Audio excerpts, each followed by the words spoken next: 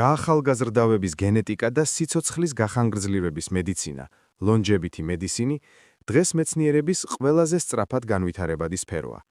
თუ ადრე დაბერება გარდაუვალ ბიოლოგიურ პროცესად ითვლებოდა, დღეს მეცნიერები მას განიხილავენ როგორც დაავადებას, რომლის მკურნალობაც შესაძლებელია. აი ამ თემის დეტალური მიმოხილვა. 1.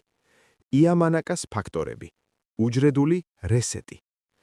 2012 წელს შინია იამანაკამ მიიღო ნობელის პრემია აღმოჩენისთვის, რომელმაც შეცვალა სამყარო. მან დაამტკიცა, რომ სპეციფიკური 4 გენის OCT4, SOX2, KLF4 და C-MYC გააქტიურებით შესაძლებელია ზრდასრული უჯრედის დაბრუნება ჩანასახოვან მდგომარეობაში. მექანიზმი. ეს პროცესი უჯრედს აშორებს ეპიგენეტიკურ ნაწიბურებს, დაგროვილ შეცდომებს, რომლებიც დაბერებას იწვევენ. მეცნიერული წინსვლა. კომპანიები, მაგალითად Altos Labs, რომელშიც მილიარდობით დოლარია ინვესტირებული, მუშაობენ იმაზე, რომ ეს ტექნოლოგია გამოიყენონ არა მთლიანი ორგანიზმის დასაბრუნებლად ჩანასახოვან ეტაპზე, რაც საშიშია, არამედ უჯრედების ნაწილობრივი რეპროგრამირებისთვის, რათა მათ დაიბრუნონ ახალგაზრდული ფუნქცია. მეორე. სირტუინები, sirtuins, გადარჩენის გენები. ჩვენს DNM-ში არის 7 გენი, SIRT1, SIRT7, რომლებიც პასუხისმგებელნი არიან უჯრედის შეკეთებაზე, ანთების შემცირებასა და ენერგიის მართვაზე. როგორ მუშაობენ ისინი? სირტუინები მოქმედებენ როგორც მცველები, რომლებიც აკონტროლებენ DNM-ის დაზიანებებს.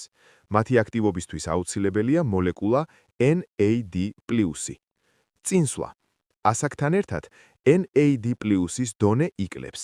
დღეს აქტიურად მიმდინარეობს კვლევები NAD+ პრეკურსორებზე, NMN, NR-ზე, რომლებიც ამ გენებს ახალგაზრდულ რეჟიმში მუშაობას აიძულებენ.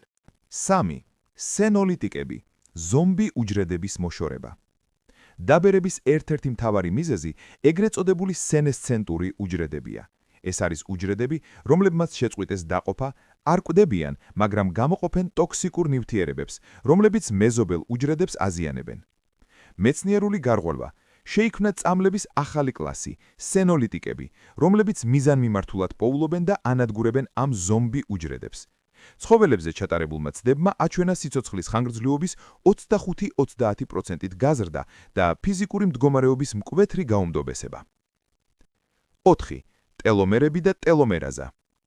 ტელომერები ჩვენი ქრომოსომების ბოლოებში არსებული დამცავი ქუდებია. ყოველი დაყოფისას ისინი მოკლდება. როდესაც ტელომერები კრიტიკულ ზღვარს აღწევს, უჯრედი